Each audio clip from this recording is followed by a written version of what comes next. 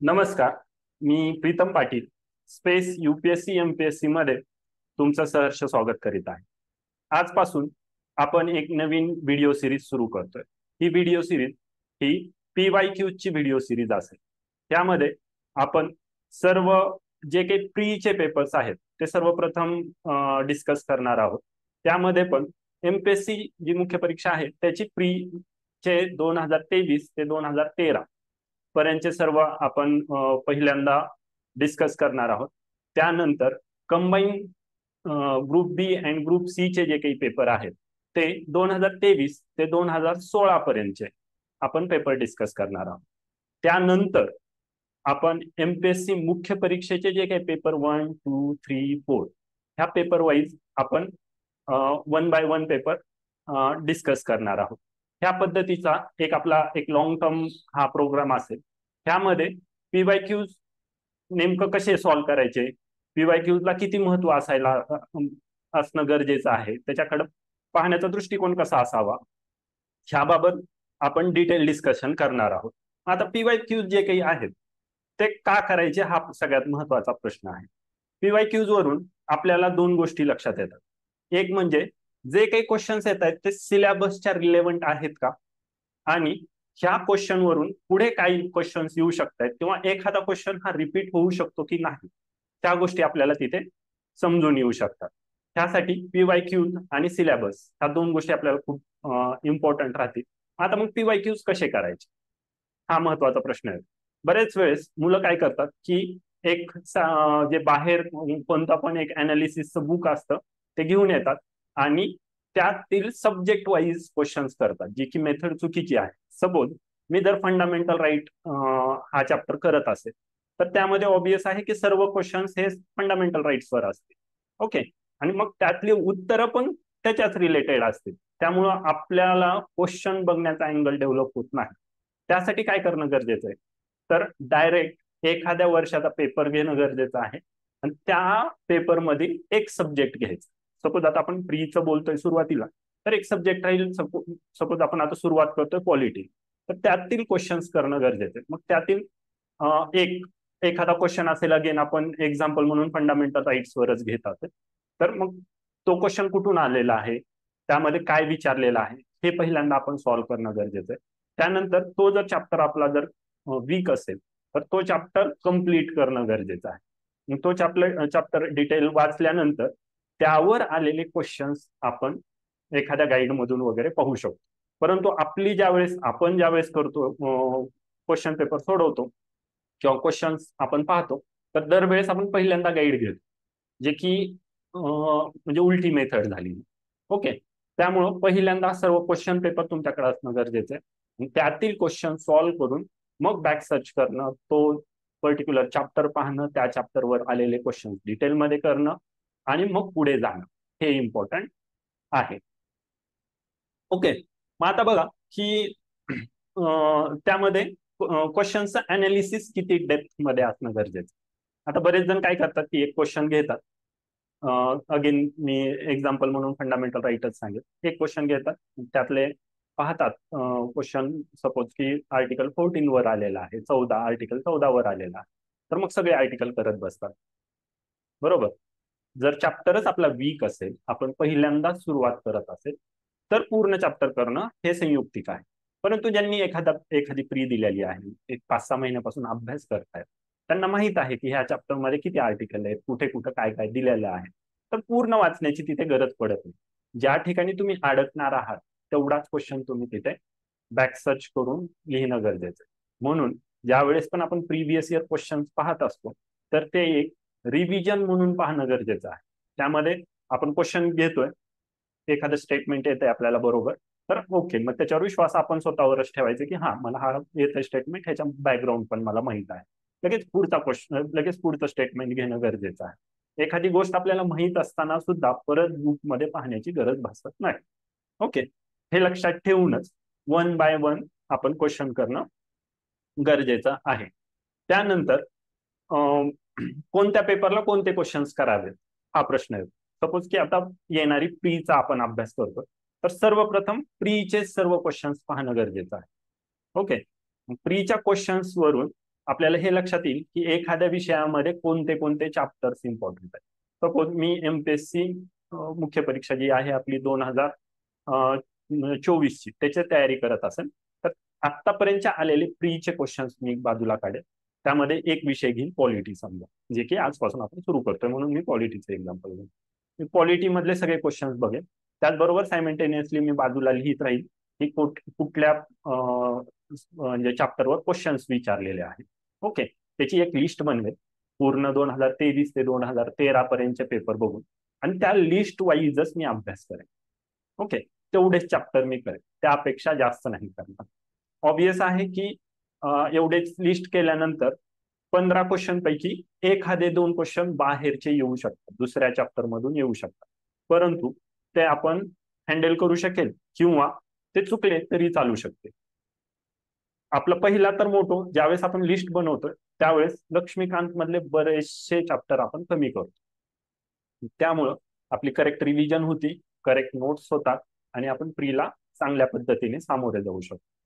तेच जर आपण जे काही ट्रॅडिशनल मेथड आहे, अख्खं पूर्ण पुस्तक घ्यायचं लक्ष्मीकांत आणि first page to last page revise करायचं किंवा वाचत राहायचं, नंतर नक्की 100% कन्फ्युजन होतं, ते आपल्या कन्सेप्च्युअल क्लिअरिटी येत नाही आणि मग आपण पेपरला जाताना गोंधळ होतो, मार्क कमी येतात. मग हाच अप्रोच चुकतो. जर तुम्ही पेपर ओरिएंटेड राहिलात, सिलेबस ओरिएंटेड राहिलात तर ऑब्विसली मार्क जास्त येतात, 15 पैकी 15 पण बरोबर येतात. आता अशी सिच्युएशन आहे की मागचे 10-1 वर्षाचे आपल्याकडे पेपर आहेत आणि ते जर पाहिले तर कोणता चॅप्टर नवीन येत नाही. 2023 मध्ये फक्त मी जर 2023चा पेपर मी आज डिस्कस करणार आहे तर त्यामध्ये मला फक्त एकच चॅप्टर हा थोडा नवीन वाटला. त्या चॅप्टरवर ऑलरेडी क्वेश्चन आहेत, परंतु माझी अपेक्षा नव्हती की एवढं डेप्थ जाते. ओके, परंतु कुठलाच जर ज्यावेळेस तुम्ही पूर्ण जर सर्वच्या सर्व क्वेश्चन्स बघितले तर कुठलाच चॅप्टर हा बाहेर जात नाही. तेवढेच चॅप्टर करणं गरजेचं आहे. त्यावर फोकस आपल्याला देता येऊ शकतो आणि तो म्हणजे फक्त पीवायक्यूज वर. म्हणून आपण आता विषयावाईज जाणार आहोत. 2023 आज पहिला पॉलिटीचा पेपर घेतोय, त्यानंतर पॉलिटी ही सिरीज आपण कंप्लीट करेल.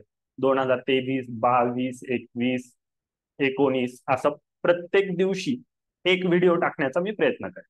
ओके, आणि त्या पद्धतीने ज्यावेळेस पॉलिटी संपेल त्यानंतर आपण इकॉनॉमिक्स आहे, त्यानंतर सायन्स आहे, हिस्ट्रीसाठी आपण गणेश खेडकर सरांना आपण इन्व्हाइट करणार आहोत किंवा अजून काही सब्जेक्टसाठी गणेश खेडकर सरांना आपण बोलवणार आहोत. त्या पद्धतीने आपली ही एक प्लेलिस्टच पूर्ण तयार होईल आणि ते तुम्ही डेली, आजचा थोडा व्हिडिओ मोठा असेल, बाकीचे व्हिडिओ हे छोटे असतील, डेली डायरेक्ट प्रश्न असतील, त्याचं एक्सप्लेनेशन असेल. ओके, ह्या पद्धतीने आपल्याला पुढे जायचं आहे. तर आजचा आता आपण 2023चे जे काही पॉलिटीचे क्वेश्चन्स विचारलेले आहेत त्याला सुरुवात करूया.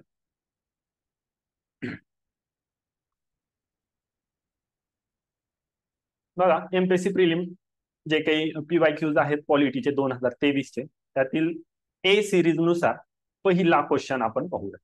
ओके, पहिला क्वेश्चन बघा, खालीलपैकी कोणते विधान अनुच्छेद 164 मध्ये समाविष्ट नाही असं विचारलेलं आहे. निगेटिव्ह आहे पहिलाच हे. आता ज्यावेळेस पण नाही किंवा हो असे विचारले जातात तर पहिली तर गोष्ट आहे की निगेटिव्ह सेंटेन्स किंवा रॉंग विचारलेला आहे त्याची एक खूण करून ठेवणं गरजेचं आहे. समजा करेक्ट विचारलं आहे किंवा बरोबर विचारलं असेल तर बरोबरची खूण इथे तुम्ही करून ठेवू शकता आणि रॉंग विचारला असेल तर रॉंगची खूण करू शकता. ओके, असे ह्या दोन्हीही आपल्याला तिथे खुणा करून ठेवता येतील, तो आपल्याला जास्त फायदेशीर राहतो. ओके, मग आता इथे जर तुम्हाला रॉंग विचारलेला आहे तर रॉंगची खूण तुम्ही करून ठेवा आणि मग रॉंग स्टेटमेंट शोधा. पहिल्यांदा आता वर आपण रॉंगची खूण करून ठेवली, करेक्ट स्टेटमेंटला करेक्ट द्यायचं, रॉंगला रॉंग द्यायचं, नंतर आपल्याला परत टॅली करायचं. ओके, त्याच्यातला पहिला बघा, 164 आर्टिकल विचारलेले, अनुच्छेद 164 वर विचारलेला आहे. त्यामध्ये आपण त्याच्या 164 बद्दल थोड्या वेळात बोलू. आधी पहिल्यांदा आपण हे जे काही क्वेश्चन्स मधले सेंटेन्स आहेत त्याच्यावर बोलूया. पहिलं स्टेटमेंट बघा, मुख्यमंत्र्याची नियुक्ती राज्यपालाद्वारे केली जाईल. ओके, आर्टिकल 164 मध्ये हे दिलेलं आहे आणि हे स्टेटमेंट बरोबर आहे. आर्टिकल 164, ओके, म्हणजे आर्टिकल 75 आणि 164 हे दोन्हीही सारखे आहेत. 75 हे prime minister and council of मिनिस्टरला लागू होता, तर आर्टिकल 164 जे काही आहे ते सीएम अँड काउन्सिल ऑफ मिनिस्टरला लागू होतात. त्यामध्ये दोघांचीही म्हणजे 75 मध्ये पीएम अँड काउन्सिल ऑफ मिनिस्टरची अपॉइंटमेंट दिलेली आहे आणि त्यांच्या रिस्पॉन्सिबिलिटी टुवर्ड्स हाऊस म्हणजे सभागृह किंवा प्रेसिडेंट किंवा इकडे गव्हर्नर, स्टेटला गव्हर्नर यांच्याकडे असलेल्या रिस्पॉन्सिबिलिटीज बद्दल बोललेला आहे. अशा पद्धतीने तुम्ही सगळे आर्टिकल एकत्र काढू शकता. जसं की मी तुम्हाला एक एक्झाम्पल म्हणून सांगतो की आर्टिकल 72 पासनं आर्टिकल 79 पर्यंत. ओके, हे सर्वच्या सर्व ह्याच्यामध्ये जर तुम्ही 89 ऍड केला तर स्टेट गव्हर्नमेंटचे सर्वच्या सर्व. त्याच पद्धतीने परत 83 टू तुम्ही पुढे जर बघितलात 88 ह्याच्यामध्ये पण तुम्ही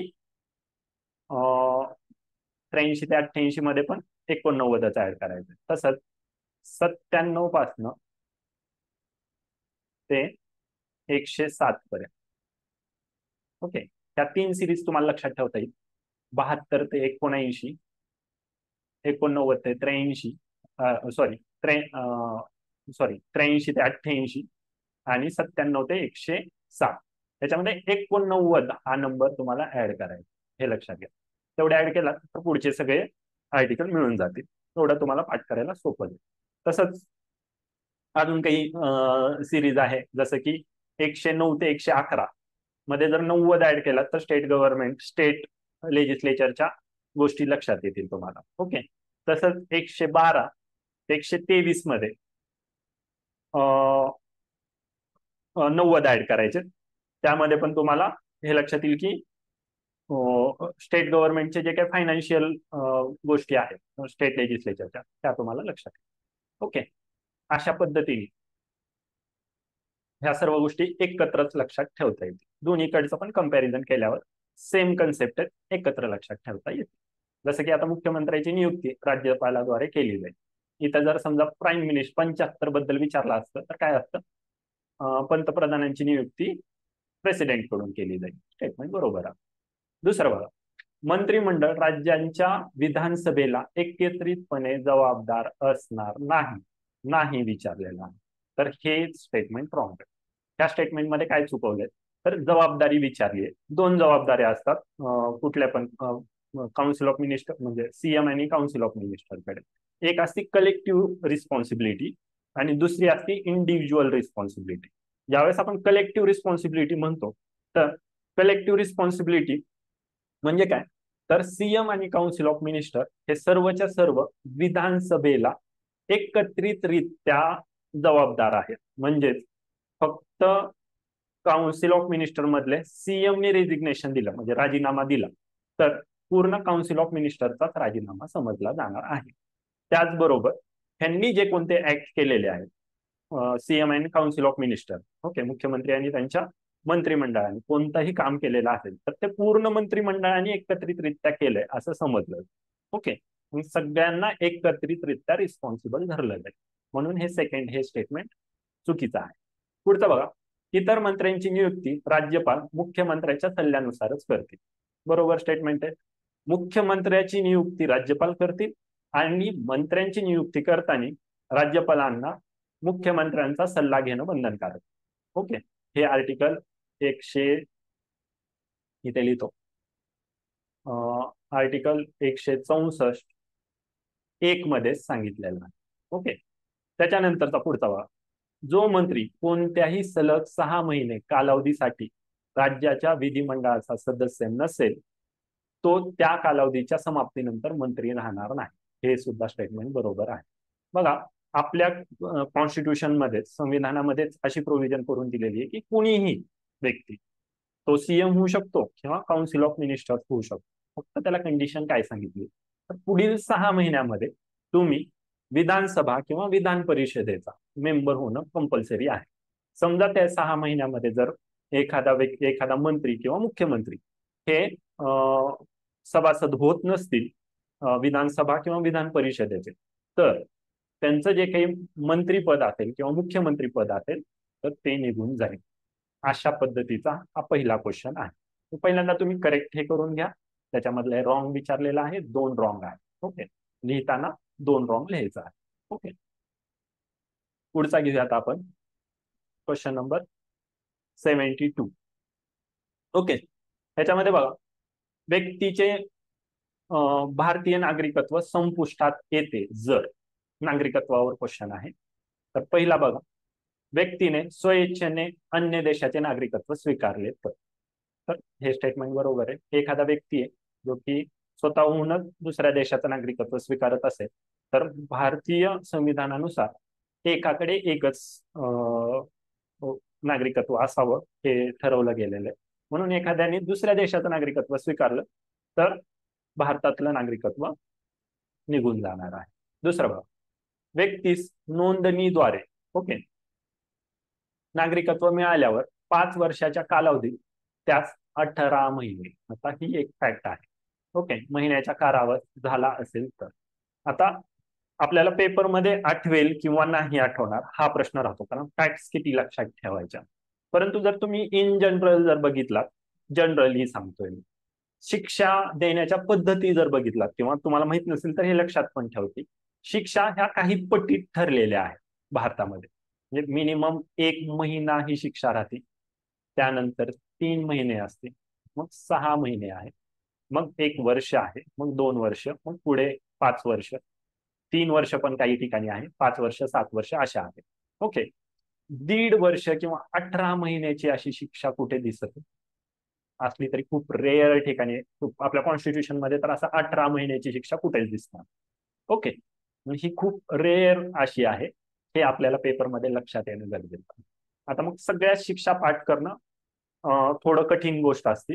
मेन्सला जे काही आपल्याला पर्टिक्युलर ऍक्ट आहेत दिलेले आहेत आणि त्यातल्या ज्या काही शिक्षा सांगितलेल्या आहेत तेवढ्याच शिक्षा तुम्ही पर्टिक्युलरली लक्षात ठेवणं अपेक्षित आहे.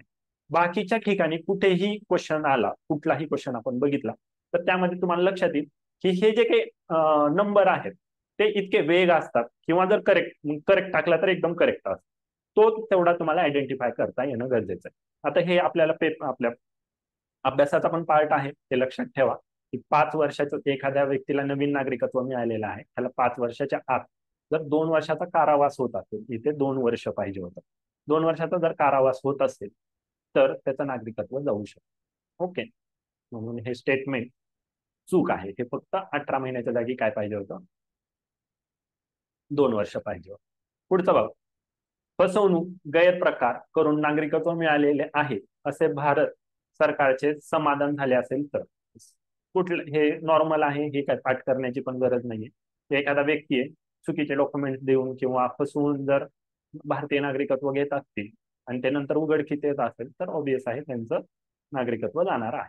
ओके, त्यामुळं क पण बरोबर आहे. आता वर जर बघितलात तुम्ही, ऑप्शन जर बघितलात खाली, मी आता डी वाचणार नाही, मला 100% माहिती आहे की अ बरोबर आहे आणि मला 100% माहिती आहे की ब चूक आहे.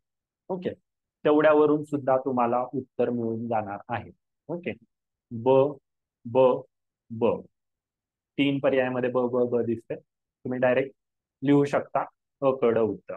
ते कधी होऊ शकेल, ज्यावेळेस तुम्हाला ही फॅक्ट एकदम करेक्ट माहित असेल तर, अदरवाईज होणार नाही. ओके, मग हे इलिमिनेशन झालं. ज्यावेळेस पण आपल्याला एखादा रॉंग काढायचा आहे तर तुम्हाला 100% माहित असायला हवं चूक कोणता आहे, किंवा बरोबर पण कोण एखादं स्टेटमेंट हे 100%च बरोबर आहे. जसं की अ आणि क मला 100% अनडाऊटेडली माहित आहे की हे बरोबरच आहे. आता मग ड बघावं लागेल. समजा आपल्याला ब बद्दल कन्फ्युजन असेल, त्या 18च्या जागी 18 महिने आहे की 2 वर्ष हे आठवत नसेल तर, तो आम्ही लॉजिक पण सांगितलं की 18 महिने का नसणार आहे, त्याचे सिरीज पण सांगितले की कशा शिक्षा असू शकतात. ड बघा, व्यक्तीने भारतीय राज्यघटनेशी एक अनिष्ठा ओके दाखवली असेल तर, ओके म्हणजे डिसलॉयल्टी दाखवली असेल तर, ऑब्वियस आहे कुठलाही व्यक्ती असू द्या, जर तो कॉन्स्टिट्यूशनला लॉयल नसेल तर त्याची सिटिझनशिप काढलं जाऊ शकतं. अ कडं तुम्हाला 100% माहित आहे, बरोबर आहे. ब बद्दल डाऊट असेल ओके तर तुमच्याकडे 2च पर्याय होईल. हे दोन पर्याय निघून जातात. असे तुम्हाला भरपूर वेळेस, खास करून मेन्सला वगैरे, असे भरपूर कन्फ्युजन असू शकतात की दोन उत्तर आहे की चार उत्तर आहे. अशा वेळेस तुम्ही क्वेश्चन अटेम्प्ट करणं महत्वाचं आहे. जर दोन पर्याय इलिमिनेट होत असतील, मी म्हणतो की एक जरी पर्याय जरी इलिमिनेट होत असेल तरीही तो क्वेश्चन अटेम्प्ट करणं गरजेचं आहे. ओके, दोन होत असेल तर मग डायरेक्ट 50-50 चान्स येतो. मग त्यातल्या त्यात जो काही कन्फ्युजन वाला आहे स्टेटमेंट, त्याच्यावर जरा भर द्या. त्यात काय चूक असू शकते याचा विचार करा. मग 18 महिने असू शकतं काय ह्याचा विचार करणं गरजेचं आहे, मग उत्तर देणं गरजेचं आहे. ओके, त्याच्यानुसार तुम्हाला 2 हे उत्तर मिळेल. अ कड हे आन्सर असायला हवं. इथे तुम्ही जर माइंड तुमचं स्टेबल असेल, शांत असेल, ह्या सगळ्या गोष्टींच्या पॉसिबिलिटीचा विचार केला असेल तर उत्तर 100% येणार आहे. तेवढे मार्क आपले वाढणार आहेत. ओके, त्या पद्धतीने हा क्वेश्चन सोडवणं अपेक्षित आहे. आता आपण पुढचा क्वेश्चन घेऊया. आता आता मी जर अभ्यास करत असेल, जो की मी अजूनही अभ्यास करतोय एमपीएससीचा, तर मी ज्यावेळेस माझी पॉलिटीची लिस्ट काढली, माझे पॉलिटीचे सब्जेक्ट काढले, त्यामध्ये सिटिझनशिपला मी कमी महत्व दिलेलं आहे. कारण सिटिझनशिपवर आतापर्यंत दोनदाच क्वेश्चन आलेले आहेत. एक 2023चा सापडेल आणि नंतर आपण बघणार आहोत 2018ला. ओके, 17 किंवा 18ला. तर ह्या दोन ठिकाणीच तुम्हाला ते क्वेश्चन दिसतात. बाकीच्या वेळेस सिटिझनशिपला दिसत नाही. मी मागच्या बऱ्याचशा व्हिडिओमध्ये हे पण सांगितलं की सिटिझनशिप तुम्ही कमी केलात किंवा नाही केलात तरीही चालू शकतो. ओके, कारण की दरवेळेस क्वेश्चन दिसत नाही. जर व्यवस्थितच मार्क आणायचे असतील तर स्किप नका करू, त्यालाही घ्या सोबत. परंतु खूप डेप्थ मध्ये त्याच्यातले डेट्स भरपूर दिलेल्या आहेत, त्या करण्याची गरज नाही. सिटिझनशिप मध्ये दोनच गोष्टी करणं गरजेचं आहे. एक आहे सिटिझनशिप कशी मिळती आणि दुसरा आहे सिटिझनशिप कशी जाते. त्याच्या तुम्हाला हार्डली एक 30 ओळीमध्ये त्याचं तुमच्या नोट्स होऊन जातात. तेवढंच तुम्ही लक्षात ठेवणं गरजेचं आहे. त्यापेक्षा जास्त सिटिझनशिपला महत्व देऊ नका. मी पहिल्या क्वेश्चनला म्हणलं नाही की त्याला खूप महत्व देऊ नका, त्याला द्या 100%. त्याच्यानंतरचा जो सिटिझनशिप आहे त्याला तुम्ही कमी महत्व देऊ शकता, म्हणजे त्या चॅप्टर मधलं काय करायचंय ह्या बाबत. ओके, पुढचा बघा. भारतीय संविधानात स्वीकार केले संदर्भात खालीलपैकी योग्य जोड्या कोणत्या किंवा कोणती किंवा कोणत्या आहेत असं विचारलेलं आहे. ओके, म्हणजे जे काही आपण बॉरोविंग केलेलं आहे किंवा दुसऱ्या देशांकडून काय काय स्वीकारलं आहे ह्याच्यावर हा क्वेश्चन आहे. सोपा क्वेश्चन आहे हा. ओके, ह्याच्यामध्ये बघा, पहिला बघा, अमेरिका कडून आपण काय घेतलेलं आहे हे विचारलेलं. अमेरिकेकडून आपण उपराष्ट्रपती पद हे ऍक्सेप्ट केलंय आणि हे बरोबर आहे. त्याच्यासोबतच आपण फंडामेंटल राईट, ओके ओके, त्यानंतर बघा इंडिपेंडन्स ऑफ ज्युडिशरी, त्याच्यानंतर ज्युडिशियल रिव्ह्यू, त्याच्यानंतर impeachment of the president, removal, impeachment म्हणजे जे काही आपले महाभियोग आहे राष्ट्रपतींवरचा, त्या पद्धतीने त्यांचं रिमूव्हल करणं.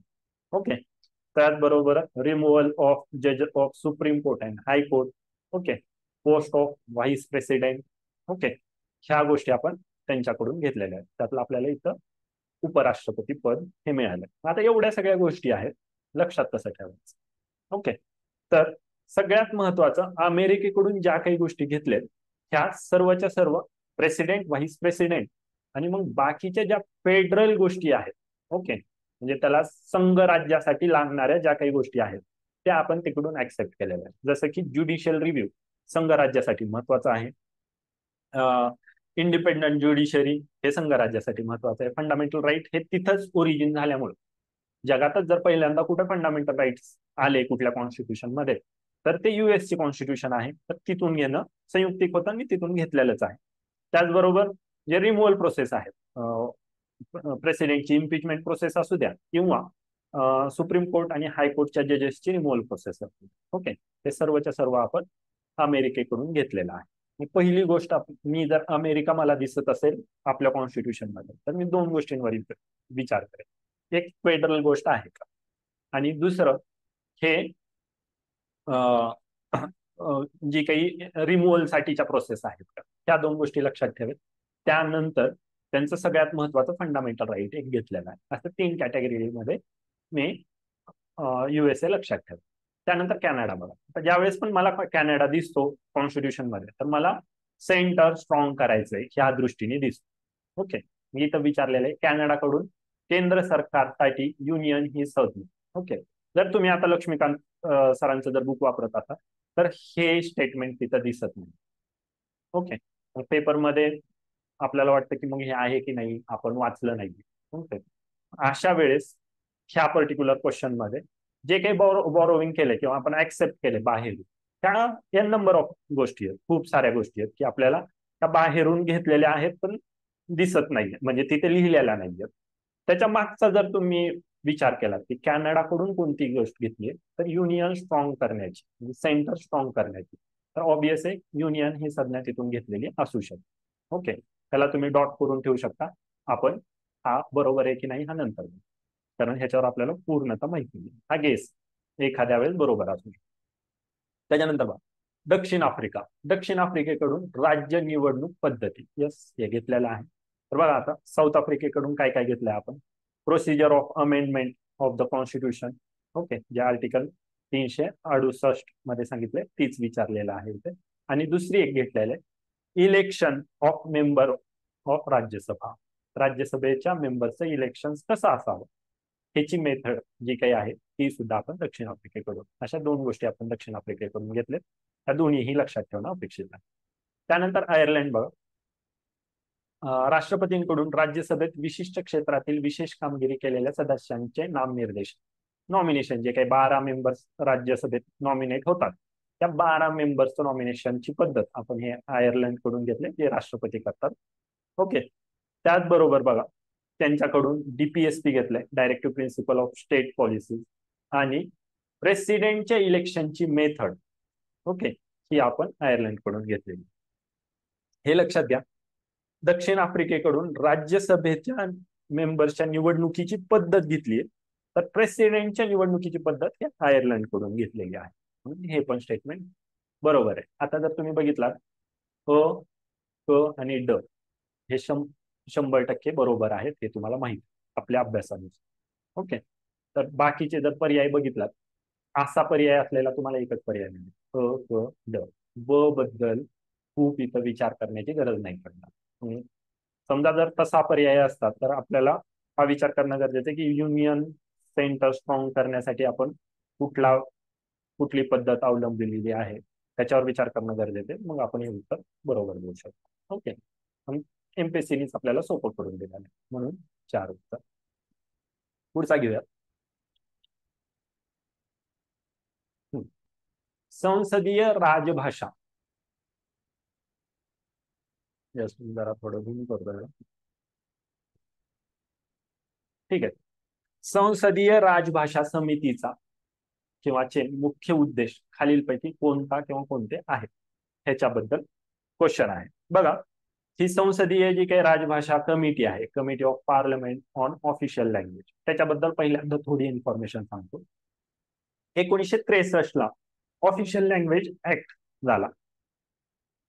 ओके, त्या ऍक्ट मध्ये ठरवलं गेलं की committee of parliament on official language, official language जी आहे हिंदी पर्टिक्युलरली, त्याच्याबद्दल एक कमिटी, पार्लमेंटरी कमिटी अपॉइंट केली जाईल. कधी अपॉइंट केली जाईल तर हा कायदा लागू झाल्यापासून ओके 10 वर्षांनी केली जाईल. ओके, त्यानुसार 1976 ला पहिल्यांदा अशी कमिटी आली. त्या कमिटीमध्ये 20 मेंबर हे लोकसभेतून असतात आणि 10 मेंबर हे राज्यसभेतून असतात. ओके, हे जे काही 20 आणि 10 मेंबर आहेत त्यांचं इलेक्शन होतं, proportional representation bye means of single transferable vote system. त्या सिस्टीमनी इलेक्शन होतं आणि निवडून दिले जातात. ह्यात 30 पैकीच एकाची चेअरमन म्हणून निवड होत आहे. म्हणजे काही चेअरमन असणार आहेत हे सहसा कन्व्हेन्शनली हे मिनिस्टर्स असतात. ओके, एवढ्या गोष्टी इथे तुम्हाला फॅक्ट्स म्हणून लक्षात ठेवणं गरजेचं आहे. आणि त्यानंतर ह्या फंक्शन जर बघितलात तुम्ही, committee of parliament on official language, तर ह्यांचं फंक्शन हे फक्त आणि फक्त हिंदी लँग्वेज ही कशी डेव्हलप होईल ऑफिशियल लँग्वेज म्हणून, आणि ती सगळ्यांपर्यंत कसं पोहोचेल ह्याच्याबद्दल काम करते. फक्त कोणती आहे? हिंदी लँग्वेज बघा. ओके, तर बघा आता पर्याय बघूयात आपण. संघाच्या अधिकृत उद्दिष्टांसाठी हिंदी भाषेच्या वापरात झालेल्या प्रगतीचा आढावा घेणे आणि हिंदीचा वापर वाढवण्यासाठी शिफारस करणे हे एकमेव स्टेटमेंट बरोबर आहे. बाकीचे स्टेटमेंट हे जस्ट त्यांनी तयार केलेले आहेत, आपण जस्ट रीड करूयात. परंतु एकदम वेग आहेत, नुसतं वाचला तुम्हाला नुसतं ही कन्सेप्ट जरी माहित असली, हे संसदीय राजभाषा समिती काय असते एवढं जरी माहित असलं तरी बाकीचे आपोआप इलिमिनेट होणार आहे. नवीन घटक राज्यांच्या भाषिक मागण्यांकडे लक्ष देणे आणि त्या संदर्भात सूचना करणे अशासाठी नाही. ओके, त्याच्यानंतर धोक्यात आलेल्या भाषा ओळखणे आणि त्यांच्या संरक्षणासाठी शिफारस करणे नाहीये. स्थानिक भाषा शिक्षणाचे परीक्षण करणे आणि स्त्री भाषा सूत्राचे प्रभावी अंमलबजावणी करणे वगैरे हे पण नाही. ओके, फक्त काय आहे तर हिंदी भाषेसाठी हिंदी भाषे ही ऑफिशियल लँग्वेज म्हणून कशी फ्लरिश करता येईल, कशी वाढवता येईल त्यावर त्यांचं लक्ष आहे. म्हणून त्याचं उत्तर फक्त तो म्हणजे एक उत्तर येईल. ठीक आहे, बघा असे असे जे काही क्वेश्चन बनवण्याची मेथड आहे ते आता नवीन रिसेंट दिसते. पर्टिक्युलरली मेन्स मध्ये अशा पद्धतीचे काही क्वेश्चन्स मला आढळले आहेत. आपण पुढे त्याच्यावर चर्चाही करू की एक स्टेटमेंट, एक 4-5 स्टेटमेंट द्यायचे, त्यातला एक स्टेटमेंट बरोबर द्यायचं. ओके, त्यावर सुद्धा आता आपण व्हिजिलंट राहणं गरजेचं आहे. चॅप्टर तेच आहे. ऑफिशियल लँग्वेज हा तुम्हाला आधी पण प्रीला दिसेल, परंतु प्रश्न विचारण्याचा अँगल आधी आर्टिकल विचारायचे 350 काय आहे एवढं सोपं सोपं विचारायचं. आता त्यातल्या ज्या काही प्रोव्हिजन्स आहेत त्यावर क्वेश्चन आहे, तर आपण त्या प्रोव्हिजन्स आहेत त्याच्यावर लक्ष देऊन त्याचे त्याचे काही काही आपल्याला जे काही फॅक्ट्स आहेत किंवा कन्सेप्ट आहेत त्याच्यात शॉर्ट नोट्स काढून आपण प्रिपेअर्ड राहणं गरजेचं आहे. ओके, त्याच्यानंतर पुढचा बघूयात आता. बघा, जिल्हा परिषद अध्यक्षांच्या संदर्भात खालील विधाने विचारात घ्या असा क्वेश्चन आहे. जिल्हा परिषदेच्या अध्यक्षांबद्दलचा क्वेश्चन आहे. तर पहिलं बघा त्याच्यातला की जिल्हा परिषदेच्या एकूण सदस्य संख्येच्या ओके विचारात घ्या असं वर विचारलेलं आहे आणि खाली तुम्हाला अयोग्य विचारलेलं आहे. हे सर्वात पहिल्यांदा आपण आयडेंटिफाय करायचं असतं ज्यावेळेस पण क्वेश्चन करताय. तर अयोग्य विचारले, अयोग्य करून ठेवायचे. ओके, त्याच्यातला पहिलाच बघा, जिल्हा परिषदेच्या एकूण सदस्य संख्येच्या 1/5 सदस्यांनी अविश्वास ठराव मांडून तो संमत झाल्यास अध्यक्षांना पदाचा राजीनामा द्यावा लागतो. तर बघा, जिल्हा परिषदेच्या अध्यक्षांना जर रिमूव्ह करायचं असेल, त्यांना काढून टाकायचं असेल, तर पहिल्यांदा ठराव द्यावा लागतो जिल्हाधिकाऱ्याकडे. ओके, त्याच्यामध्ये 1/3 मेंबर्स पाहिजे, 103 मेंबर्स मिनिमम यांनी जिल्हाधिकाऱ्याकडे तशी रिक्वेस्ट करायची की आम्हाला अविश्वास ठराव मांडायचा आहे, ही रिक्वेस्ट करायची. मग जिल्हाधिकारी ओके जिल्हाधिकारी 7 दिवसाच्या आतमध्ये किती ओके एक सभा बोलवतील. ओके, त्याचे अध्यक्ष ह्या सभेचे 7 दिवसाच्या आतमध्ये रिमूव्हल म्हणजे अध्यक्षांना काढून टाकण्याची जी काही सभा असेल त्याचं अध्यक्षस्थान ते स्वतः जिल्हाधिकारी असतील किंवा त्यांनी नामनिर्देशित केलेला एक अधिकारी असेल जो उपजिल्हाधिकारी म्हणजेच डेप्युटी कलेक्टर ओके त्याच्या खालच्या रँकचा नसावा. ओके, म्हणून पहिलं स्टेटमेंट बघा हे रॉंग आहे. इथे पाहिजे होतं 1/3. ओके, हा ठराव मांडला आहे आणि तो संमत करण्यासाठीची वेगळी मेजॉरिटी दिलेली ती दिलेली आहे 2 दिलेले आहेत. म्हणजे एखादा जर ठराव मांडला गेला असेल, अध्यक्ष बसलेत पुढे कलेक्टर किंवा डेप्युटी कलेक्टर आणि तिथे ठराव जो काही आहे तो संमत करायची वेळ येत असेल तर 3/4 आणि 2/3 अशा 2 मेजॉरिटी. त्यातल्या पहिले बघू 2/3 ही जे काही जनरल आहेत त्यांच्यासाठी रिमूव्ह करायचं असेल त्यांना तर 2/3 मेजॉरिटीने त्यांना रिमूव्ह किंवा अविश्वास ठराव पास करता येईल. ओके, परंतु महिला असेल, अध्यक्षच महिला असेल तर त्या ठिकाणी तुम्हाला 3/4 किंवा 3/4 मेजॉरिटी लागेल. अशा पद्धतीच्या त्याच्या फॅक्ट्स आहेत. म्हणून पहिलं स्टेटमेंट चूक आहे. दुसरं बघा, जिल्हा परिषद अध्यक्षांना मंत्र्यांचा दर्जा देण्याचा निर्णय सुधाकर नाईक यांच्या मंत्रिमंडळाने घेतला. तर हे पण स्टेटमेंट बरोबर आहे. हे 2 स्टेटमेंट बरोबर आहेत. आपल्याला विचारले अयोग्य विचारले. खालच्या वाचण्याची गरज नाही. ओके, म्हणजे क आणि ड ते आपल्याला वाचण्याची गरज न नसायला पाहिजे होती. ओके, क पण रॉंग आहे आणि ड पण रॉंग आहे, परंतु एमपीएससीने हा क्वेश्चन हॅश केला. का केलाय? तर त्याला दोन गोष्टी आहेत. सुधाकर नाईकांनी हे सांगितलेलं आहे, हे बरोबर आहे, परंतु वसंतराव नाईकांनी आणि वसंतराव दादा पाटलांनी पण काही काळासाठी ओके अध्यक्षांना मंत्रिमंडळाचा दर्जा द्यायचा का त्याच्याबद्दल विचार केलेला आहे. त्यामध्ये वसंतराव नाईकांनी पहिल्यांदा तशी प्रोव्हिजन पण मांडली होती. ओके, त्यामुळे एमपीएससीला हे कन्फ्युजन वाटलेलं होतं आणि हा हॅश करून टाकलेला आहे. तसं तसं बघायला गेलं पण कधीही आला परत पुढे तर सुधाकर नाईक हे बरोबर स्टेटमेंट. क आणि ब बरोबर आहे, अयोग्य क आणि ड चार उत्तर पाहिजे. ओके, पुढचा बघूयात आता आपण.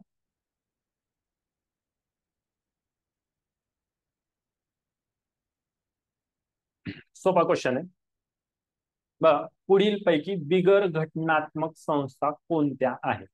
बिगर घटनात्मक म्हणजे कोणत्या? जे घटनेमध्ये ज्या संस्थांचा उल्लेख नाही त्या, किंवा नॉन कॉन्स्टिट्युशनल, कॉन्स्टिट्यूशन मध्ये त्यांचा उल्लेख नाही, अशा कोणत्या आहेत असं सिंपल विचारलं. मग अशा वेळेस काय करायचं?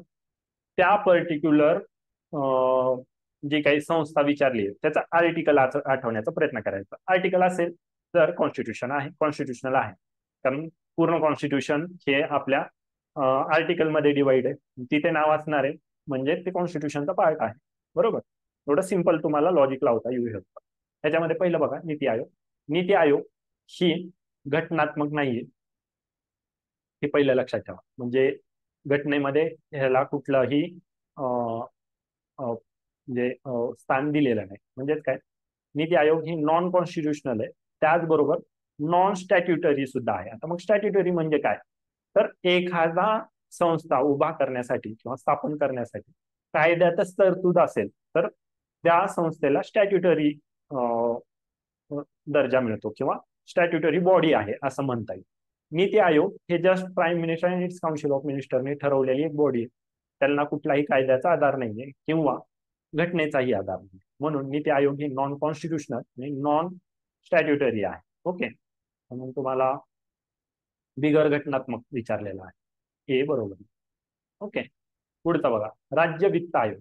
राज्य वित्त आयोगचे जर आर्टिकल बघितला तुम्हाला तर आर्टिकल 243 आय आणि वाय मध्ये ज्यावेळेस पर्टिक्युलर ह्या आर्टिकल बद्दल येतील त्यावेळेस मी ही लिस्ट देईल पूर्ण, दोन्ही कसे लक्षात ठेवायचं त्याच्यावर आपण डिस्कस करूया. आर्टिकल आय आणि वाय मध्ये राज्य वित्त आयोगाबद्दल बोललेलं आहे, म्हणून हे कॉन्स्टिट्युशनल आहे. दोन येणार नाही, एक येईल दोन येणार.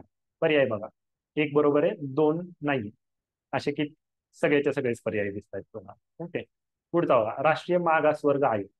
ह्याच्यासाठी आता नवीन आलेला आहे हा आर्टिकल. किती आहे ह्याचं? तर 338 बी ओके नुसार आहे, म्हणून हे पण एक आणि तीन आहे, दोन नाही.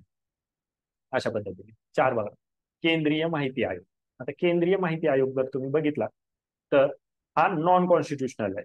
कॉन्स्टिट्यूशन मध्ये ह्याची कसलीही प्रोव्हिजन दिलेली नाही, परंतु हा स्टॅट्युटरी आहे. ओके, वैधानिक आहे. स्टॅट्युटरी म्हणजे वैधानिक, कायद्यामध्ये त्याची तरतूद आहे. 2005चा जो आपला माहितीचा अधिकार आहे त्या कायद्यामध्ये केंद्रीय माहिती आयोग दिलेला आहे. ओके, इथं बिगर घटनात्मक विचारलेलं आहे. ठीक आहे, सॉरी उत्तर रॉंग द्यायला पाहिजे होतं, नॉन कॉन्स्टिट्युशनल उत्तर. हे बिगर घटनात्मक आहे. एक आणि चार हे बरोबर आहे, उत्तर काय यायला हवं? चार. ओके, पुढे जाऊयात आता आपण. लोकपाल आणि लोकायुक्त अधिनियम 2016च्या प्रमुख तरतुदी. आता हा क्वेश्चन जो आहे हा मला वाटतो ह्या पेपर मधला पॉलिटी ह्या सेक्शन मधला टफेस्ट क्वेश्चन. ओके, कारण की लोकपाल आणि लोकायुक्त अभ्यास करण्याचा एक अप्रोच प्री साठी काय असतो तर त्याच्या कुठून आलेला आहे लोकपाल, कसा आहे, कायदा कधीचा आहे.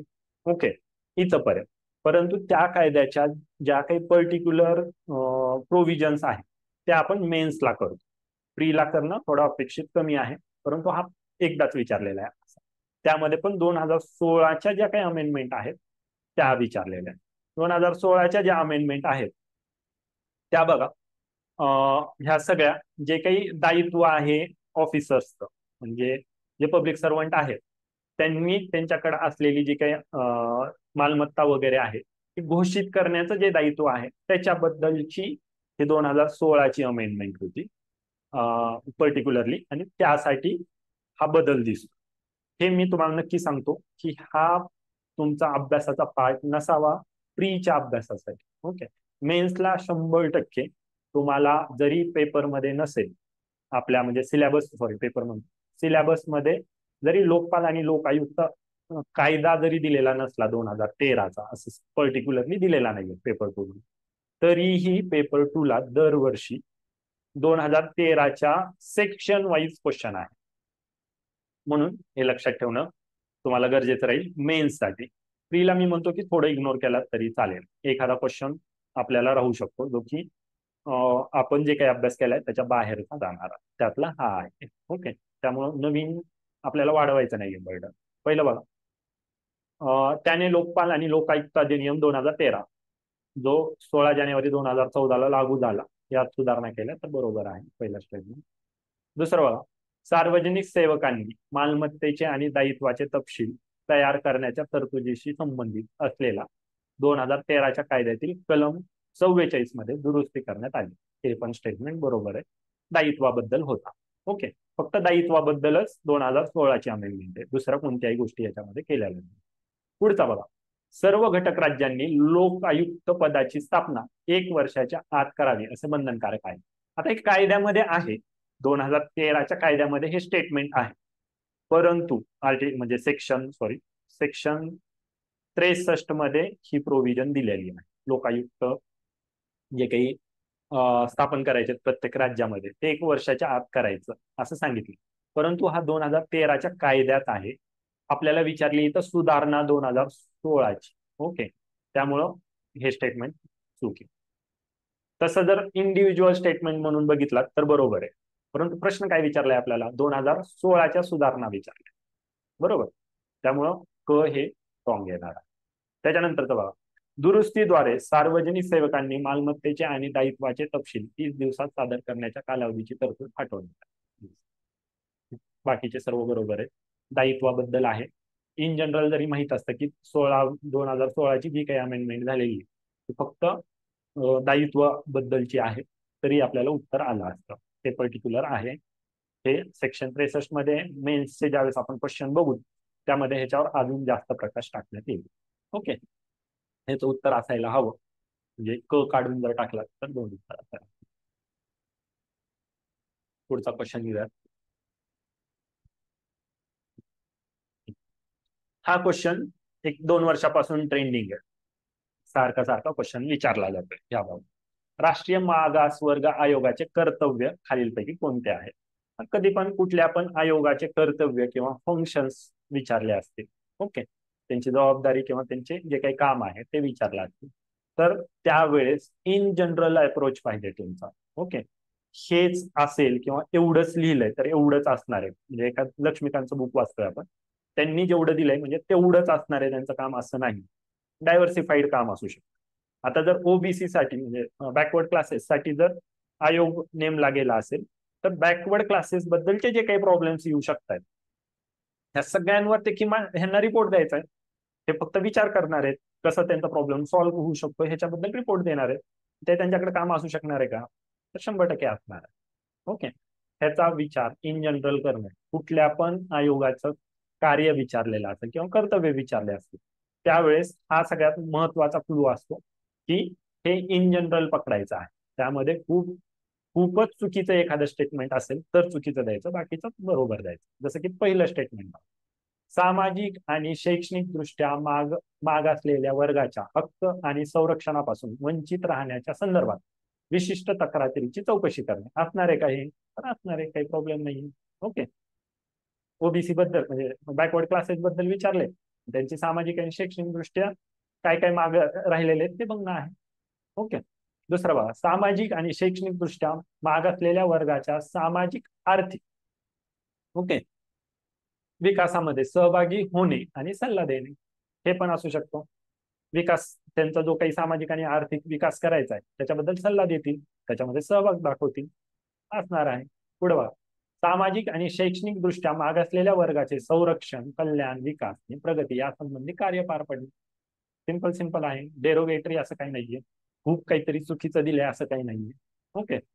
आता 2022ला पण प्रीला अशाच पद्धतीचा एक क्वेश्चन होता, आणि मग त्यामध्ये मुलांचं म्हणणं होतं की नाही नाही हे कॉन्स्टिट्युशनल आहे की नाही, किंवा हे कॉन्स्टिट्यूशन आहे एखादं पर्टिक्युलर नाहीये ह्याबद्दल.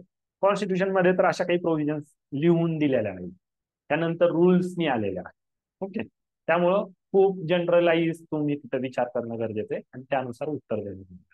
सहसा सहसा सांगतोय, सर्वच्या सर्व स्टेटमेंट इथे बरोबर राहणार आहेत, कारण एखाद्या आयोगाचे ते कामं त्या रिलेटेड. इथे आता फक्त विचारलं असतं शेड्यूल कास्ट, शेड्यूल ट्राईब्स बद्दल जर काही विचारलं असतं तर ते रॉंग आलं असतं, कारण त्यांच्यासाठी परत वेगळा आयोग आहे. ओके. बॅकवर्ड क्लासेससाठी वेगळा आयोग आहे, मायनॉरिटीसाठी वेगळा काय, ते त्यांचं त्यांचं काम करणार. तसं जर काही चुकवलं असतं तरच चुकवून एखादं उत्तर चूक आहे असं म्हणता आलं. ओके. म्हणून 1 2 3 सर्वच्या सर्व बरोबर असल्यामुळे त्याचं उत्तर येणार आहे 4. ठीक आहे. पुढचा बघूयात आता. खालीलपैकी कोणती जोडी चुकीची आहे? आता राष्ट्रीय पक्ष आणि स्थापना वर्ष, ह्या वर्षीही हा क्वेश्चन अशाच पद्धतीचा क्वेश्चन येण्याची शक्यता राहू शकते. ओके. जे काही पक्ष आहेत भारतातले ते 2 पद्धतीचे आहेत, एक राष्ट्रीय पक्ष आहेत, एक राज्य पक्ष आहेत. ओके. रिजनल पार्टीज म्हणता येईल आणि एक नॅशनल पार्टीज म्हणता येईल. ओके. त्या सर्वच्या सर्व जेवढ्या काही तुम्हाला एनलिस्ट होत आहेत त्यांचे इयर, त्यांचे लोगो, आणि त्यांची एखादा पक्ष पर्टिक्युलर कुणी स्थापन केला, इथेपर्यंत तुम्हाला प्रायमरी इन्फॉर्मेशन असणं गरजेचं आहे. मग त्यानंतर मग पुढची स्टेप काय राहील तर कोणत्या वर्षी कुठे किती तुम्हाला त्यांचे सीट आलेले आहेत, पर्टिक्युलरली महाराष्ट्रातले ज्या काही पॉलिटिकल पार्टीज आहेत त्यांच्या सीट तुम्हाला मेन्ससाठी लक्षात ठेवायचे. ते मेन्सला बघूयात आपण. इथं फक्त आपल्याला स्थापना वर्ष विचारलेलं आहे. त्याच्यातलं पहिलं बघा, सीपीएम विचारलेलं आहे, कम्युनिस्ट पार्टी ऑफ इंडिया, मार्क्सवादी. सीपी म्हणजे कम्युनिस्ट पार्टी आपल्याकडे 2 दिसतात, एक सीपीआय दिसते. ओके. आणि दुसरा आहे सीपीआय एम किंवा सीपीआय सीपीएमच डायरेक्ट म्हणतात. सीपीआय कंसात एम लिहिण्याची पद्धत आहे, किंवा डायरेक्ट सीपीएम पण म्हटलं जातं. ओके. त्यातली जी सीपीएम आहे ती 1964ला स्थापन झाली. ती कशामुळे झाली तर भारत चीन युद्धाच्या पार्श्वभूमीवर झाली. सीपीआय जो 1925ला मानवेंद्र रॉय, सॉरी, 1925ला जो स्थापन झाला होता, ओके, त्याच्यामध्येच ही फूट पडलेली होती.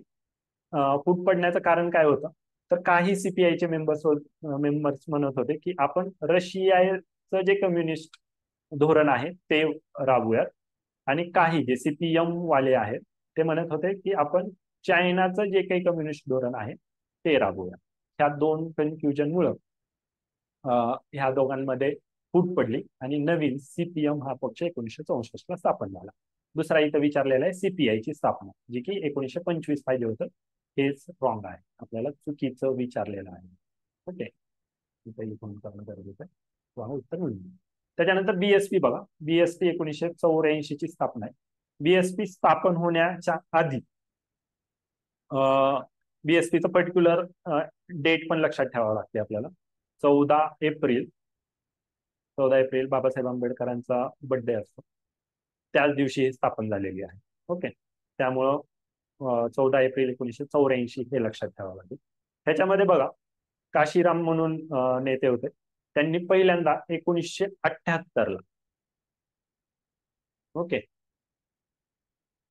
बामसेफ म्हणजे ओके सीईएफ ही संघटना स्थापन केली. त्यानंतर 1981ला DS4 ही संघटना स्थापन केली, आणि ह्या दोन्ही संघटना मर्ज करून बीएसपी स्थापन झालेली आहे 1984ला. ह्यांचं चिन्ह हत्ती आहे. वरचे दोघांचे सांगायचे राहिलं, CPMचं जे चिन्ह आहे ते विळा आणि हॅमर आहे. तर हॅमर आणि विळा हे CPMचं झालं आणि CPIचा गवत आणि विळा आहे. ओके. BSPचं सांगितलं. तृणमूल काँग्रेस बघा 1998 ची स्थापना आहे. ममता दीदींची पार्टी आहे वेस्ट बेंगॉलची. ह्याचे मेंबर्स वगैरे तुम्हाला मेन्सच्या वेळेस लक्षात ठेवणं गरजेचं आहे. उत्तर काय येईल आपलं? बरोबर. पुढे जाऊया. आता हा सगळ्यात मी जसं अवघड सांगितलं की सगळ्यात तसा हा सगळ्यात सोपा क्वेश्चन आहे. हा जर क्वेश्चन तुम्ही चुकत असाल तर तुम्ही मागं पडणार आहात, कारण हा सगळ्यांचा बरोबर येणार. पेपरमध्ये सगळ्यांचं जे बरोबर येतंय ते तर आपलं बरोबर यायलाच हवं.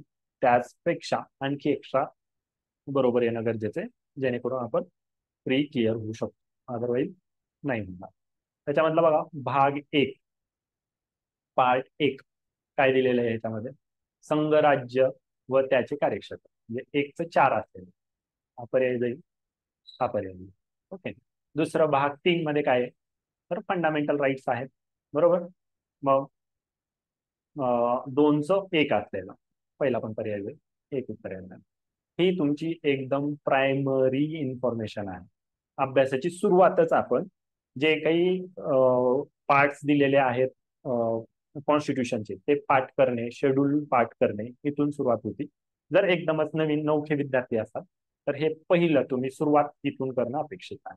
ओके. साधारण आपले 22 पार्ट आहेत, तसे टोटल 25 पार्ट आहेत, परंतु नंबर जर शेवटचा बघितला तर 22 आहे. ओके. 22 भाग आहेत. तर 22च्या 22 भाग तुम्हाला पाठ असणं गरजेचं आहे. त्याचबरोबर शेड्यूल्स दिलेले आहेत, ते सर्व तुमचे पाठ असणं अपेक्षित आहे. ओके. बघा त्याच्यानंतर भाग 9 विचारलेला आहे, तो जो की पंचायत राज बद्दलचा आहे. आणि त्यानंतर भाग 2 विचारलेला आहे, जो नागरिकत्वासाठी आहे. म्हणून पर्याय 4 आहेत. आता मी ज्यावेळेस पेपर सोडवतोय, आता हा राज्यसेवेचा पेपर आहे, 2 तास वेळ. परंतु हा जर कंबाईनचा पेपर असता तर मी पहिले 2च लावले असते. 1चं 4 बघितलं असतं, हा 2 पर्याय कटले. लगेच 2चा माहित आहे 1 आहे, एक पर्याय येतो, 3 कडत आहे 1. मी पुढचं वाचणार पण, मी तिथे वेळ वाचवणार. जर मी हा कंबाईनचा पेपर देत असेल तर, राज्यसेवेचा देत असेल तर मी वाचेन, मला वेळ आहे. ओके. वेळ जर कमी पडत असेल आणि तुम्हाला उत्तर मिळत असेल तर पुढे जायला पाहिजे, मी उत्तर ठीक करेल, तेवढा कॉन्फिडन्स असायला हवा ऑब्विस आहे की हा हे उत्तर येतंय आणि पुढे जायचं. ते बाकीचे वाचण्यामध्ये वेळ वाया घालायचा नाही. हा सगळ्यात जास्त ज्यावेळेस 1 तासाचा पेपर असतो, 100 क्वेश्चन आहे, तिथे आपल्याला याचा सगळ्यात जास्त फायदा होणार आहे. पुढचा बघा. 5व्या अनुसूचीतील अनुसूचित क्षेत्र आणि अनुसूचित जनजाती यांच्या प्रशासनासंबंधी राज्यघटनेत तरतुदी कोण करू शकतं किंवा त्याच्यात बदल कोण करू शकतं, असा प्रश्न विचारलेला आहे. बघा राज्यघटनेत कोण कोण म्हणजे कुठल्या पण ह्याच्यामध्ये तरतुदी करण्याच्या वेगवेगळ्या पद्धती आहेत. राज्यघटनेमध्ये एखादा विषय आहे जो बदलायचा आहे किंवा त्याच्यात अमेंडमेंट करायची आहे, तर ते अमेंडमेंट करण्याच्या वेगवेगळ्या पद्धती आहेत. एक 2 ब्रॉडर कॅटेगरीमध्ये आपल्याला डिवाइड करता येईल. एक आहे सिंपल, पहिली सिंपल घेऊया. ओके. आणि दुसरी आहे स्पेशल. ओके. ह्या 2 मेथड्सनी बदलता येतात. ऍक्च्युअल तशा ह्या टोटल 5 आहेत. त्याच्यावर एक खास वेगळा व्हिडिओ टाकतो मी. मेजॉरिटीज कुठे कशा पद्धतीने वापरल्या जातात त्याच्यावर एक वेगळा व्हिडिओ टाकेल मी. पण सिंपल मेजॉरिटी ने काय काय चेंज होतं म्हणजे काय, सामान्य जे काही मेजॉरिटी आहे ज्याच्यामध्ये 100 समजा मेंबर्स असतील तर त्यातल्या 40 जणांनीच मतदान केलं असेल तर त्यांची मेजॉरिटी 21 राहील आणि 21 लोकांचं मान्य असतं. Okay. Simple majority present and voting नुसार कॉन्स्टिट्यूशन मध्ये काय काय बदल होऊ शकतो. तर त्याचे 16 ते 17 वेगवेगळे सब्जेक्ट आहेत, त्याच्यामध्ये सिंपल मेजॉरिटी वापरली जाते. ते कोणकोणते आहेत तर बघा,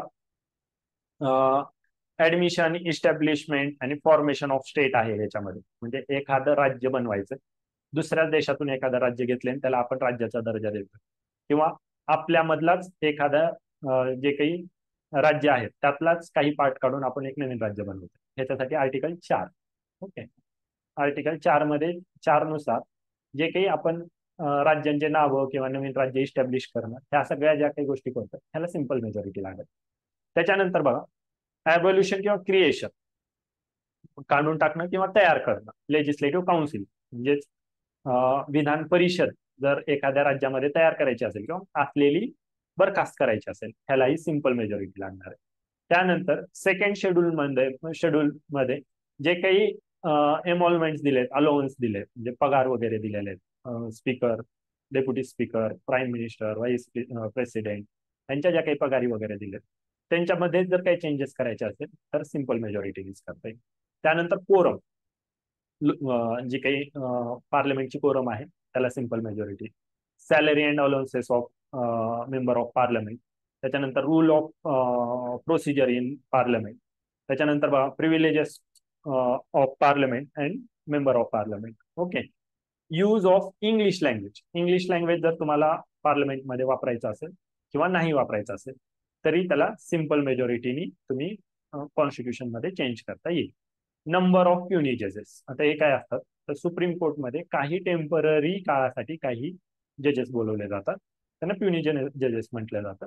ते किती असावेत, त्यांचं ज्या काही कंडिशन्स कशा असावेत, ह्याच्यामध्ये जर काही चेंजेस करायचे असतील तर ह्याच्यासाठी पण वेगळी स्पेशल मेजॉरिटी लागणार नाही, मग सिंपल मेजॉरिटीच इथे लागेल.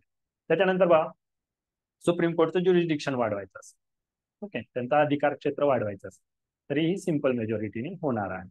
Use of official language, citizenship, election of parliament and state legislature, delimitation of the constituencies, union territories.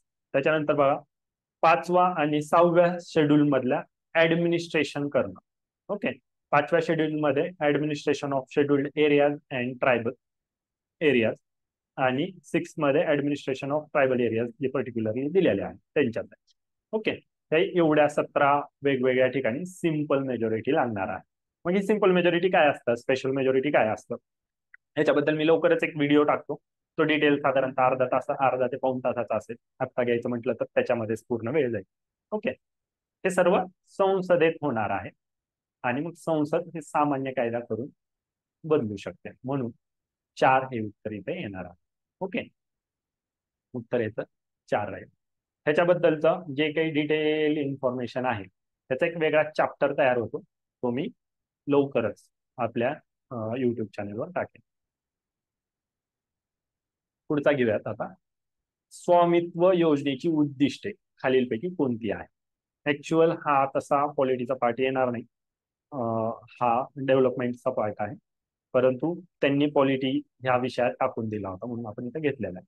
स्वामित्व योजना बघा ही आता 24 एप्रिल 2020 ला आलेली आहे. ह्याच्यामध्ये बघा काय केलेलं आहे तर ज्या काही ग्रामपंचायती आहेत, म्हणजे गावठाण जे आहे, गाव एरिया जो आहे त्यांचं मॅपिंग करण्याचं ठरवलेलं आहे. ओके.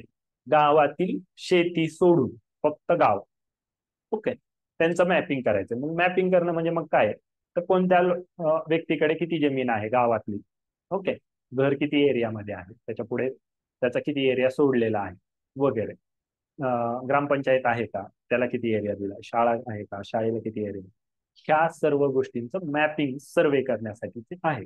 म्हणून स्वामित्वाची लॉंग फॉर्म पण येतो, सर्वे ऑफ विलेजेस आबादी and mapping with improvise technology in village area, असं स्वामित्वाची लॉंग फॉर्म आहे. ओके.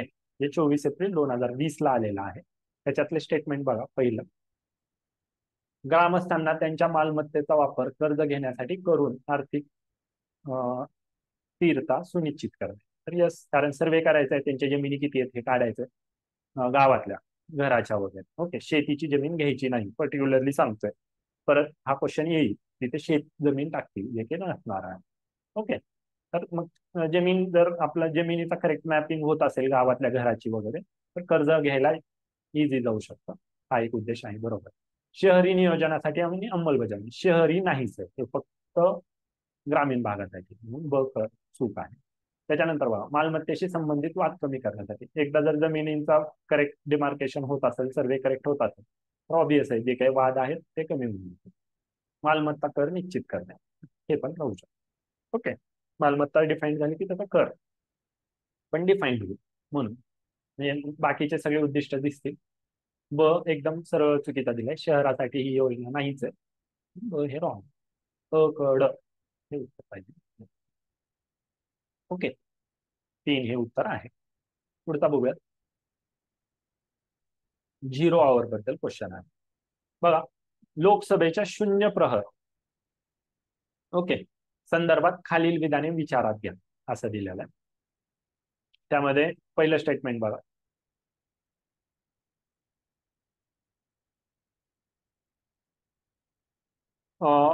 प्रश्न उत्तराच्या तासानंतर आणि कागदपत्रे ठेवण्याआधीची वेळ आणि सभागृहात कोणतेही सूचीबद्ध कामकाज सुरू होण्यापूर्वीची वेळ 0 प्रहर म्हणून ओळखला जातो. तर बघा 0 आवर हे इंडियन इनोव्हेशन आहे. 11 ते 12 हा क्वेश्चन आवर असतो. म्हणजे 12च्या नंतर जो काही पार्लमेंटचा अजेंडा ठरणार आहे, अजेंडा ऑफ द डे जोपर्यंत सुरू होते त्याच्या मधला काळ 1च तास असतो. 12 ते 1, कारण 1 ते 2 परत ते ब्रेक घेत असतात जेवणासाठी.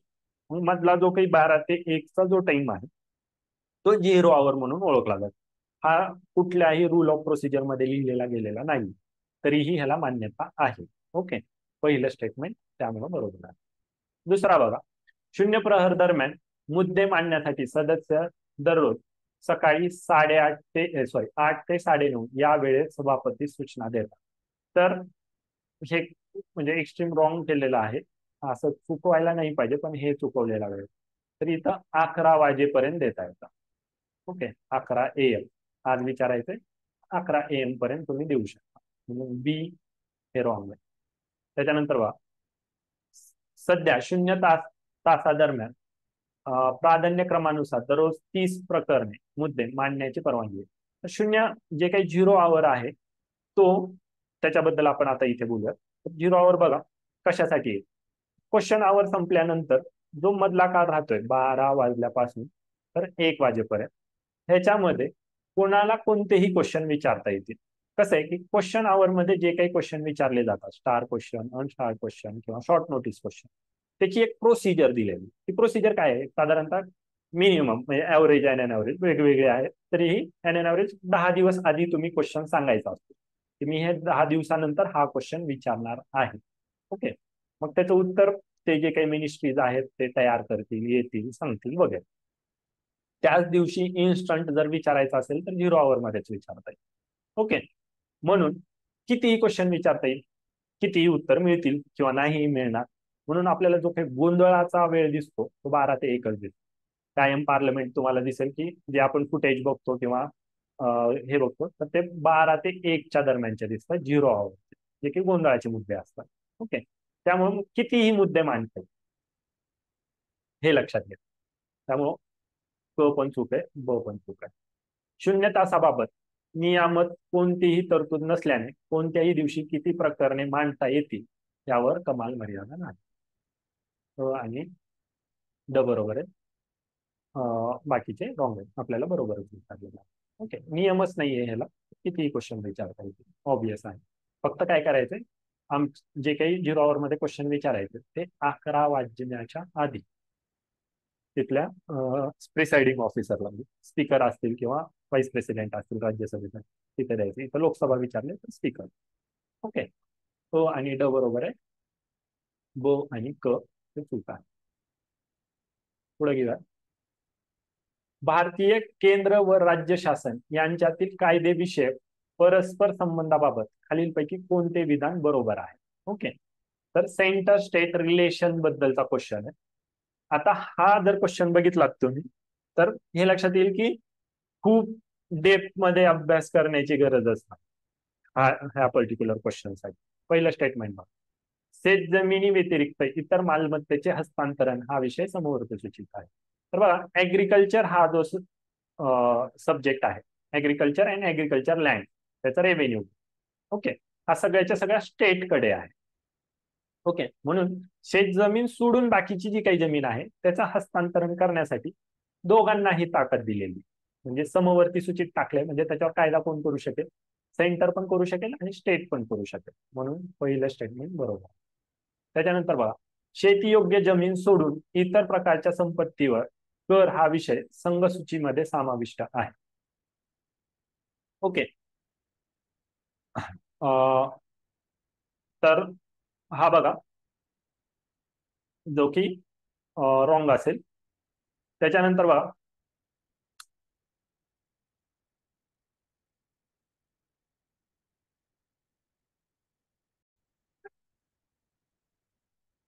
आता पुढील क्वेश्चन, क्वेश्चन नंबर 84. बघा, भारतातील केंद्र व राज्य शासन यांच्यातील कायदेविषयक परस्पर संबंधाबाबत खालीलपैकी कोणते विधाने बरोबर आहे. ओके, कायदेविषयक परस्पर संबंध, सेंटर स्टेट रिलेशन बद्दल क्वेश्चन आहे. त्यात पण ज्या लिस्ट दिलेल्या आहेत, okay, union list, concurrent list आणि आपली स्टेट लिस्ट, ह्याच्याबद्दल हा क्वेश्चन आहे. अशा एकूण टोटल 3 लिस्ट आहेत. त्या 3 लिस्ट बद्दल आपल्याला थोडं माहिती. आता इथे जर लिस्ट मधले जर सगळे सब्जेक्ट दिले असतील, पूर्ण लिस्ट पाठ करण्याची गरज आहे का? तर मी नक्की सांगतो की नाही आहे गरज. कुठलेच असे क्वेश्चन दिसत नाहीयेत की ज्याच्यामध्ये आपल्याला पूर्णच्या पूर्ण लिस्ट पाठ करायची आहे. आपल्याला लॉजिक माहित असणं गरजेचं आहे की कुठलं काम कोणाकडे असू शकतं. ओके, आता जरी नसलं, नवीन मुलं असतील तरी हे डेव्हलप होऊ शकतं, इझी आहेत. जसं की आपण बघूयात आता ह्या क्वेश्चन आणि बाकीचे काही क्वेश्चन ह्याच्यानुसार पुढे जे काही क्वेश्चन येतील दरवेळेस मी ह्याचा रेफरन्स सांगतच आहे. त्याच्यातला पहिला बघा, शेतजमिनी व्यतिरिक्त इतर मालमत्तेचे हस्तांतरण हा विषय समवर्ती सूचीमध्ये आहे. ओके, पहिला कॉन्करंट लिस्ट बद्दल विचारलेले आणि इथे विचारलंय transfer of property. Okay, transfer of property, agriculture सोडून बाकीची जी काही प्रॉपर्टी आहे त्याच्याबद्दल, म्हणजे जी काही प्रॉपर्टी आहे ती ट्रान्सफर करायची असते, त्याच्याबद्दल कायदा कोण करू शकेल? तर सेंटर आणि स्टेट दोघंही करू शकतील, म्हणून तो समवर्ती सूचीमध्ये आहे. परंतु जर ऍग्रिकल्चर लँड पकडला, फक्त ऍग्रिकल्चर लँड, तर ऍग्रिकल्चर लँड बाबत त्यांच्याबद्दलचा रेव्हेन्यू असू द्या, ती ऍग्रिकल्चर लँड ट्रान्सफर करणं असू द्या, किंवा बाकीच्या ज्या काही गोष्टी आहेत त्या सर्वच्या सर्व स्टेट लिस्टमध्ये दिलेल्या आहेत. म्हणजे काय की त्यावर फक्त स्टेट लेजिस्लेचरच कायदा बनवू शकेल. तिथे केंद्राची जी काही पार्लमेंट आहे त्याचा काही हस्तक्षेप राहणार नाही. परंतु ऍग्रिकल्चर लँड सोडून बाकीची जी काही जमीन असेल त्याचं ट्रान्सफर कसं होईल ह्याच्याबद्दल दोघंही कायदा बनवू. म्हणून पहिलं स्टेटमेंट तुम्हाला बरोबर आहे. दुसरा विचारलेला आहे बघा, शेती योग्य जमीन सोडून, म्हणजे परत ऍग्रिकल्चर लँड सोडून इतर प्रकारच्या संपत्तीवरील, ओके, इथं वेल्थ टॅक्स विचारलाय, संपत्तीवरील कर हा विषय संघ सूचीमध्ये आहे. तर वेल्थ टॅक्स आपण इकॉनॉमिक्स मध्ये ह्याच्यावर अजून डिटेल बोलूयात, परंतु इथं लक्षात घ्या की जे काही वेल्थ टॅक्स आहे, ओके, जे वेल्थ टॅक्स आहे तो फक्त आणि फक्त केंद्र सरकार लावू शकतो किंवा केंद्र सरकार तो अबॉलिश करू शकतो. त्यानुसार 2017 पासून आपण वेल्थ टॅक्स पूर्णतः अबॉलिश केलेला आहे. म्हणूनच हा क्वेश्चन विचारलाय, जो की केंद्र सरकारच्या अखत्यारीत येतो, पार्लमेंटच्या अखत्यारीत येतो. म्हणून सेकंड स्टेटमेंट पण बरोबर आहे. थर्ड बघा, करमणूक कर हा विषय समवर्ती सूचीमध्ये समाविष्ट आहे. आपण लहानपणापासून जे काही नागरिक शास्त्राचे बुक्स, पुस्तकं वगैरे वाचले असतील त्याच्यामध्ये लक्षात येईल की करमणूक कर कुठे आहे. करमणूक कर तुम्हाला सापडेल की लोकल बॉडीजकडे आहे. म्हणजे कोण? तर ग्रामपंचायत असेल, जिल्हा परिषद असतील किंवा महानगरपालिका असतील, यांच्याकडे करमणूक कर आहे. तो समवर्ती सूचित नाही किंवा केंद्र सूचित नाही, किंवा आपल्या स्टेटच्या सूचीमध्ये नाही, म्हणून तो हे रॉंग आहे.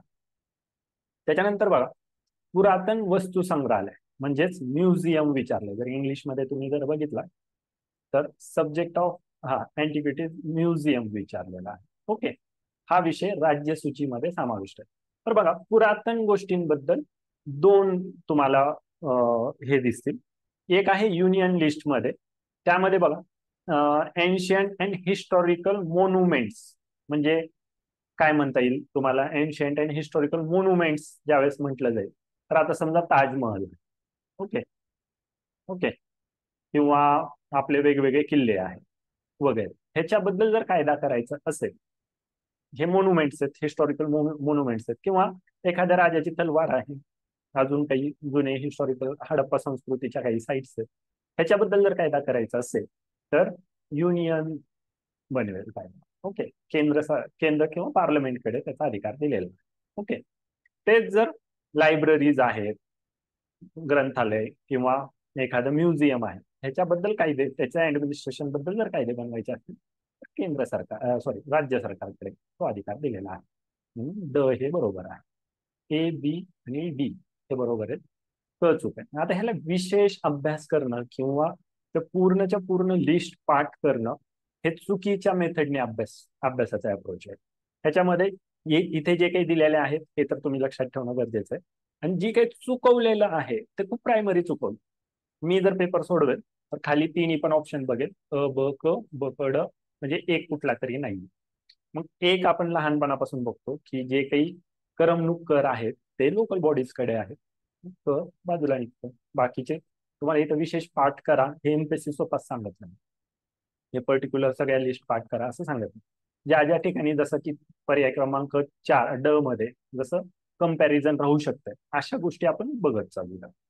इथे हे कंपॅरिझन आहे. आता इथला ही गोष्ट लक्षात ठेवता येईल. म्युझियम हे राज्य सरकार म्हणजे राज्य लिस्ट मध्ये आहे, राज्यांच्या अखत्यारीतील राज्यसूचीमध्ये आहे. तर जे काही एन्शियंट अँड हिस्टॉरिकल मॉन्युमेंट्स आहेत किंवा साईट्स आहेत वेगवेगळ्या हडप्पा सारख्या वगैरे, ते केंद्र सरकार किंवा केंद्राच्या लिस्टमध्ये, हे लक्षात ठेवणं अपेक्षित आहे. ओके, म्हणून 84चं उत्तर 3. पुढचा क्वेश्चन बघूयात. 85. आता हा पण सोप्या कॅटेगरी मधला क्वेश्चन आहे.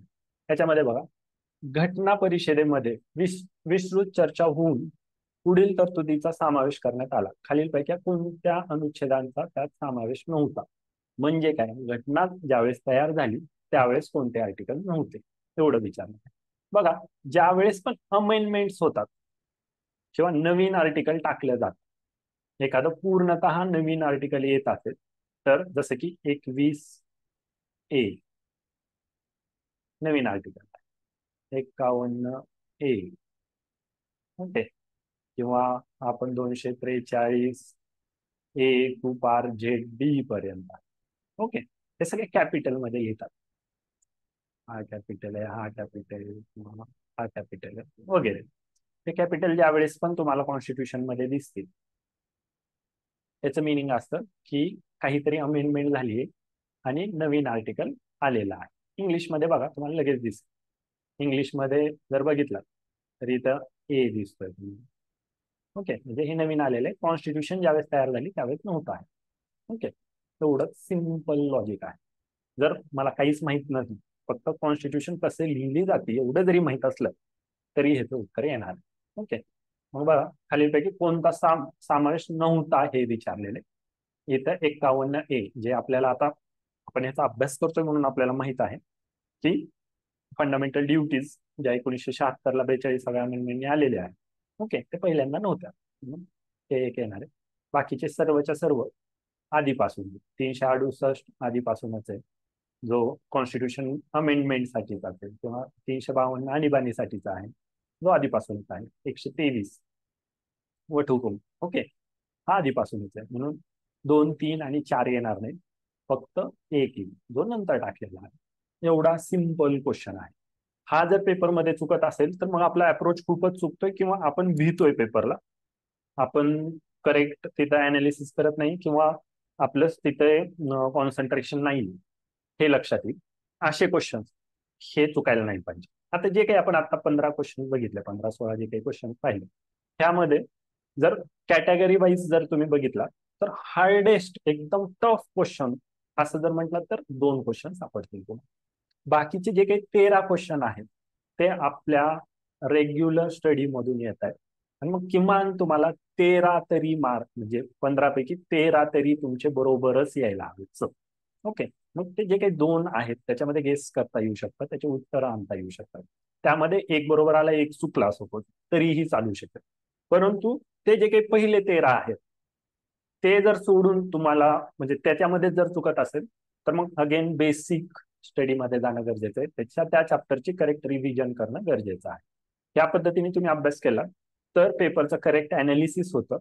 प्रिव्हियस इयरचं जे काही डिस्कशन आहे किंवा तुमचं जे स्वतःचं अनालिसिस आहे तर ह्या पद्धतीने असणं गरजेचं आहे. फक्त क्वेश्चन्स घेताय, त्याची उत्तरं पाहताय, हे एवढं तुम्हाला सफिशियंट नसेल. त्याचबरोबर एखादा क्वेश्चन घेतलाय तर मग मी तो पूर्ण चॅप्टरच करतो आणि मी फक्त तेवढाच एक दिवसभर एकच क्वेश्चन करतो. ही सुद्धा मेथड चुकीचा आहे. मध्ये तुम्ही असणं गरजेचं आहे. ज्या ठिकाणी तुम्हाला माहिती आहे, कॉन्फिडंट आहे तुम्ही की हे मला येत आहे, ते ठीक आहे. जी एखादी कन्सेप्ट, एखादी फॅक्ट तुम्हाला माहित नसेल तर त्याच्यावर कॉन्सन्ट्रेट करणं. हा कसा विचारली, एखादी फॅक्ट जरी विचारली असली तरी ते चुकवण्याचा पर्पज काय आहे, बाकीचे कशा कशा फॅक्ट्स विचारलेल्या आहेत ह्याचं कम्पॅरिझन करून जर बघितला तर खूप साऱ्या गोष्टी लक्षात ठेवण्याची गरज भासत नाही. खूप कमी गोष्टी लक्षात ठेवणं आणि कन्सेप्च्युअल स्ट्रॉंग राहणं, ह्याच्यावर क्वालिटीला जास्तीत जास्त मार्क येऊ शकतात. त्या पद्धतीने गेलात तर तुम्हाला म्हणजे त्रास होणार नाही आणि ज्या काही तुमच्या नोट्स होतील त्या कमीत कमी पेजेस मध्ये होतील. त्या पद्धतीने आपण आता आजचा हा व्हिडिओ इथे आपला संपतोय. जे काही आता इथून पुढचे व्हिडिओज असतील ते कमी काळाचे असतील. आज आपलं इंट्रोडक्शन प्लस एक्सप्लेनेशन होतं. अजूनही तुम्हाला काही ह्याबाबत सजेशन्स वाटत असतील किंवा काही चेंजेस वाटत असतील तर नक्की आपल्या टेलिग्राम ग्रुप आहे किंवा आपले जे काही व्हॉट्सअप ग्रुप आहेत, आपले कम्युनिकेशनचे जे काही साधनं आहेत, त्यावर नक्की तुमच्या प्रतिक्रिया कळवा. आपण त्यानुसार चेंजेस करूयात. Thank you so much.